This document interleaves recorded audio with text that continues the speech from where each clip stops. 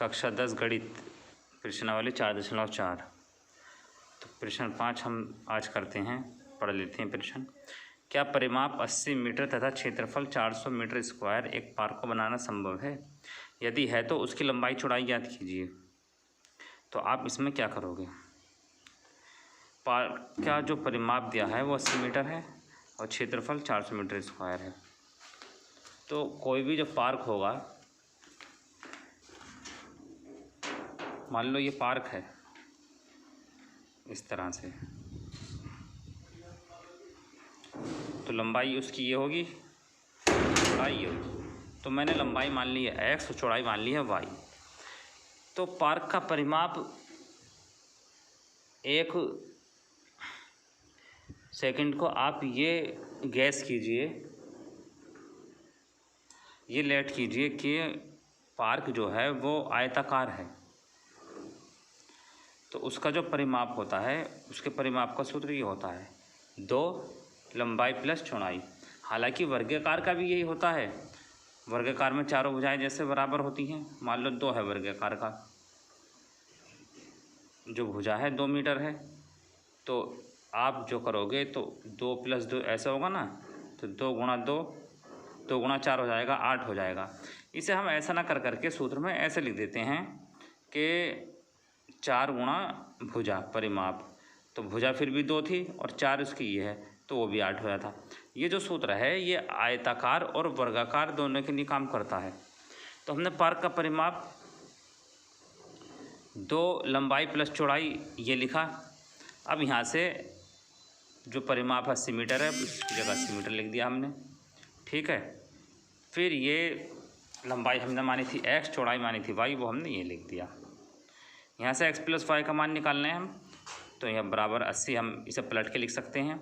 यहाँ पर 2 था गुणा में, जब बराबर से इधर आएगा तो 2 आएगा भाग में, काटा तो ये गया 40 बार, ठीक है। तो ये हुआ x + y बराबर 40। बहुत ध्यान से देखते जाना है। इसे हम समीकरण नंबर 1 मान लेंगे। पार्क का क्षेत्रफल आपका प्रश्न में दिया है 400 मीटर स्क्वायर। तो पार्क का क्षेत्रफल लंबाई गुणा चौड़ाई इस तरह की से होने चाहिए। अगर वर्गाकार की बात करेंगे तो भुजा की घात 2 होता, भुजा गुणा भुजा एक ही बात है। वहाँ पर भी वो लंबाई जो है और चौड़ाई बराबर होती हैं, वो लिखा ऐसे ही जाता है। लेकिन आयताकार में उसे लंबाई गुणा चौड़ाई के रूप में लिख देते हैं, वर्गाकार के रूप में जो है उसे भुजा की घात 2 लिख देते हैं, ठीक है। तो लंबाई गुणा चौड़ाई क्षेत्रफल होता है पार्क का।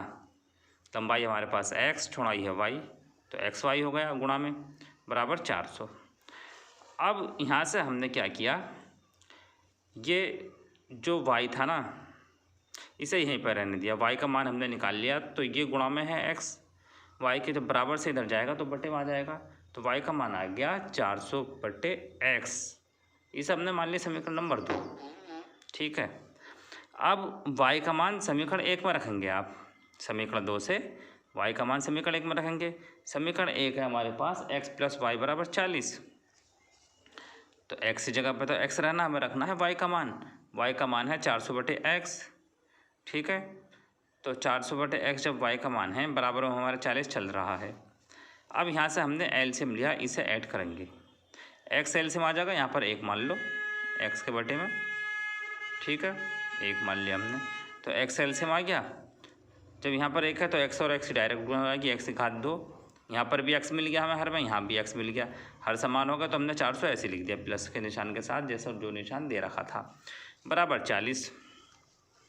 अब हमने क्या, इसका पक्षांतर क्रॉस मल्टीप्लाई, इसकी हमने क्रॉस मल्टीप्लाई की। x² + 400 बराबर ये 40 के गुणा में बचा x, तो 40x बन गया। इतनी बात समझ में आ रही है, ठीक है। आगे बढ़ते हैं। x², ये जो प्लस के 40 हैं बराबर से इधर को लाएंगे, उठाकर पक्षांतर करेंगे तो माइनस के 40x बनेंगे। ऐसा क्यों कर रहे हैं? ऐसा हम इसलिए कर रहे हैं क्योंकि हमें इसे द्विघात समीकरण के रूप में बनाना है। द्विघात समीकरण हमारी फॉर्म जो होती है वो ये कहती है ax² + bx + c बराबर 0 होना चाहिए। यानी एक साइड तो आपको 0 रखना है, दूसरी साइड आपको सारी की सारी टर्म्स रखनी है। तो ये हमारी द्विघात समीकरण के रूप में हो गई, ax² + bx + c बराबर 0 के रूप में हो गई। अब हमें इसे करना है सोल्व, इसे हल करना है। कोई सी भी विधि लगाकर आप यहाँ से x के मान निकाल लेंगे, चाहे सीधी धराचार्य लगा दो, चाहे इनके गुणनखंड कर दो, कुछ भी कर दो, ठीक है। आपको x के मान से मतलब होता है इसमें। तो हम देख रहे हैं कि ये 40 है बीच में, इसका हम विभक्तीकरण करते हैं, यानी कि आपको 40 के दो ऐसे टुकड़े चाहिए, 40 को ऐसे दो पार्ट में डिवाइड करना है जिनका गुणनफल 400 हो। तो बहुत ईजी है, 20 और 20 40 होते हैं, और 20 और 20 की गुणा करोगे ना तो 400 मिलेगा आपको। तो मैंने 40 की जगह क्या लिखा, 20 + 20 लिख दिया, और यहाँ पर ये वाला x आपका चल रहा है, ठीक है, प्लस 400 बराबर 0। अब यहाँ x² माइनस, ये ब्रैकेट खोलेंगे हम, बाहर माइनस है, यहाँ पर भी बाहर x बैठा है, अर्थात आपको -x से गुणा करनी है। तो -20x हो गए, -c से गुणा करेंगे तो ये माइनस हो जाएगा, प्लस का निशान, ठीक है, और ये वाला x, तो -20x - 20x ये हुआ, प्लस 400 आपका ऐसे चल रहा है बराबर 0। अब यहाँ से जैसे हम करते आए हैं पिछले सवालों में, इन दोनों में से कॉमन लोगे और इन दोनों में से कॉमन लोगे। हमें x कॉमन दिख रहा है यहाँ पर, तो x - 20 हमने ले लिया कॉमन, सॉरी x - 20 बचेगा ब्रैकेट में, x बार आ जाएगा। अब यहाँ से हम इस तरह से कॉमन लेते हैं ताकि ब्रैकेट इसके बराबर आ जाए। तो -20 हमने कॉमन लिया, तो यहाँ से x बचा देखो, और माइनस का निशान कॉमन लिया तो यहाँ भी -20 बचेगा बराबर 0। तो ये दो ब्रैकेटें हुई सेम, ठीक है, तो एक ब्रैकेट कॉमन आ गई, और जो बचता है ना उसे भी हम ब्रैकेट में लिख देते हैं। x - 20 बचा तो उसे भी ब्रैकेट में हमने लिख दिया।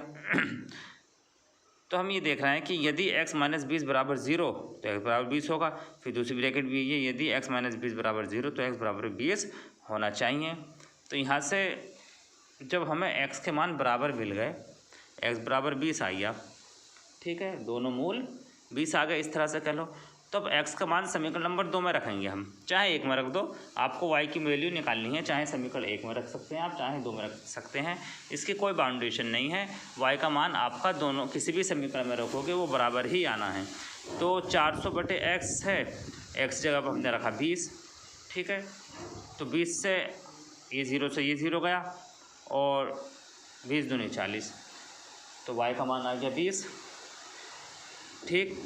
तो आप ज़रा प्रश्न पर गौर कीजिए, पार्क की लंबाई क्या आई है, 20 मीटर आई है, और पार्क की चौड़ाई भी 20 मीटर आई है। तो पार्क, ये हम परिभाषा जानते हैं कि जिस आकृति की लंबाई और चौड़ाई बराबर होती हैं दोनों साइड की, अर्थात चारों भुजाएं बराबर होती हैं, उसे हम क्या कहते हैं, वर्ग कहते हैं। तो हम इसे बस अंत में एक लाइन और लिख देंगे, अतः पार्क एक वर्ग के आकार का है, क्योंकि पार्क जो है ना उसकी लंबाई और चौड़ाई 20 ही 20 आई हैं, ठीक है। आपका ये प्रश्न यहीं पर समाप्त होता, आप इसे अपनी कॉपी में उतार लेंगे। अगर कोई फिर भी दिक्कत हो इसमें प्रश्न में तो मुझे कमेंट्स बॉक्स में आप कमेंट कर सकते हैं।